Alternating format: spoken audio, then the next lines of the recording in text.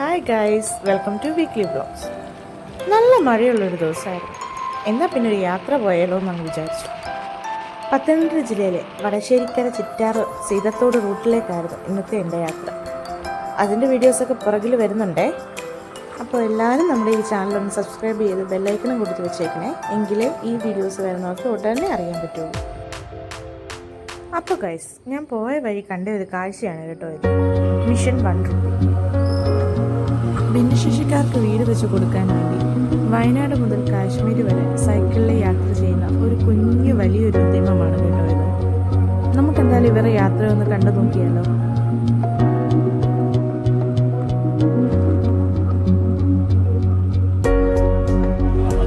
വളരെ അപൂർവമായിട്ട് അതേപോലെ നല്ല മനസ്സുള്ള ആൾക്കാർ തരുന്ന സംഭാവനയാണ്. അധികം ഞങ്ങൾക്ക് കിട്ടുന്ന 1 രൂപ മുതൽ 50 രൂപ അല്ലെങ്കിൽ അപൂർവമായിട്ട് അങ്ങനെയുള്ള പൈസകൾ കിട്ടിക്കൊണ്ടിരിക്കുകയാണ്.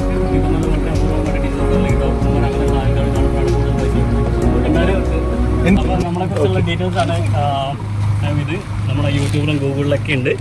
മിഷൻ 1 രൂപ എന്ന് വെച്ചാൽ നമ്മുടെ യാത്രയും നമ്മൾ ഈ ചെയ്യുന്ന വീട് പണിൻ്റെ കാര്യങ്ങളും സ്ഥലം വാങ്ങിയത് എല്ലാ കാര്യങ്ങളും നമുക്ക് അതിനകത്ത് ലൈവായിട്ട് കാണാൻ വേണ്ടി പറ്റും. എന്തായാലും ഞങ്ങളെ മഴയത്ത് ഓടി വന്ന് ഇത്രയും നല്ല രീതിയിൽ സപ്പോർട്ട് ചെയ്തതിന് ഒത്തിരി നന്ദി കേട്ടോ. നന്മയുള്ള കുഞ്ഞുങ്ങളായി, ഏറ്റവും നന്മയുള്ളവരായി, മറ്റുള്ളവരെ സേവിക്കാനുള്ള മനസ്സോടുകൂടി നന്നായിട്ട് ജീവിക്കാൻ കഴിയുന്ന കുഞ്ഞുങ്ങളായി മാറട്ടെ. മാതാപിതാക്കളെ ഉപേക്ഷിക്കാത്ത, അനാഥരെ ചേർത്ത് നിർത്തുന്ന ഒരു സമൂഹമാവട്ടെ എന്നാണ് എൻ്റെ ആഗ്രഹം. ഇവര് തന്നെ ഇത് ഇവരുടെ ഒരു ഇൻസ്പിറേഷൻ എങ്ങനെയുണ്ട് ടീച്ചറിന്റെ? ബെസ്റ്റ് ഇൻസ്പിറേഷനാണ്. എനിക്ക് ഭയങ്കരമായിട്ട് എൻ്റെ മേലെ കോരിത്തരിക്കുന്നു. അവർ ഇത്രയും മഴയത്ത് ഈ 2 സൈക്കിളിൽ അവരെടുത്ത ആ ഒരു വലിയ യജ്ഞമാണത്. അത് എന്താ അതിന് പറയുന്നത്? കൺഗ്രാജുലേഷൻസോ അഭിനന്ദനോ ഒന്നും അല്ല പറയാം, അതിനപ്പുറത്ത് എന്തോ ആണിത്. അപ്പോൾ അവരുടെ ആ നന്മ പ്രവൃത്തി നല്ലതായി വരട്ടെ. ലാസ്റ്റ് മരിക്കുന്നതിന് മുമ്പ് എന്ത് ചെയ്തു എന്നുള്ള ചോദ്യത്തിന് എന്താ പറയാ ഉത്തരവുണ്ട്. അതിനുവേണ്ടിയുള്ള കഷ്ടപ്പാടാണ് ഞങ്ങൾ. ഇപ്പം നമ്മുടെ കയ്യിൽ സ്വന്തമായിട്ട് പൈസ ഇല്ലാത്തതുകൊണ്ട് ഞങ്ങളൊരു മാർഗ്ഗം കണ്ടുപിടിച്ചു. വയനാട് നിന്ന് കാശ്മീരിലേക്ക് സൈക്കിളിൽ പോവാം. ഈ മാർഗ്ഗത്തിലൂടെ കുറഞ്ഞത് 1 രൂപയാണെങ്കിൽ പോലും കളക്ട് ചെയ്തിട്ട് ഇപ്പം ഞങ്ങളുടെ നാട്ടിൽ 22 സെന്റ് സ്ഥലമൊക്കെ വാങ്ങിയിട്ടുണ്ട്. അവിടെ ഒരു 5 വീടുണ്ടാക്കിയിട്ട് ഭിന്നശേഷിക്കാരായ 5 കുടുംബങ്ങൾക്ക് കൊടുക്കാന്നുള്ള തീരുമാനമായി. ഇപ്പം 2.5 വർഷം കൊണ്ട് സ്ഥലം വാങ്ങി 5 തറേൻ്റെ പണികൾ നടന്നുകൊണ്ടിരിക്കുന്നു. അപ്പോൾ ഇതേപോലെ ആരെയും ബുദ്ധിമുട്ടിക്കാതെ കുറഞ്ഞത് 1 രൂപയാണ് നമ്മൾ ചോദ്യം കാര്യങ്ങൾ.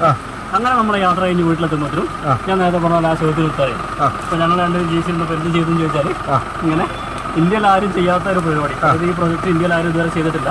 ഭിന്നശേഷിക്കാർക്ക് വേണ്ടി സെപ്പറേറ്റ് സ്ഥലവും സെപ്പറേറ്റ് വീടും തുടർന്ന് ജീവിക്കാനൊരു വരുമാനമാണ്. ഇത്രയും കാര്യങ്ങൾ നമ്മുടെ യാത്ര ചെയ്ത് കൊടുക്കാനുള്ള പരിപാടി. എത്ര വയസ്സുണ്ട് ഇപ്പോൾ ഞങ്ങൾക്ക് 2 പേർക്ക് 35 വയസ്സായി.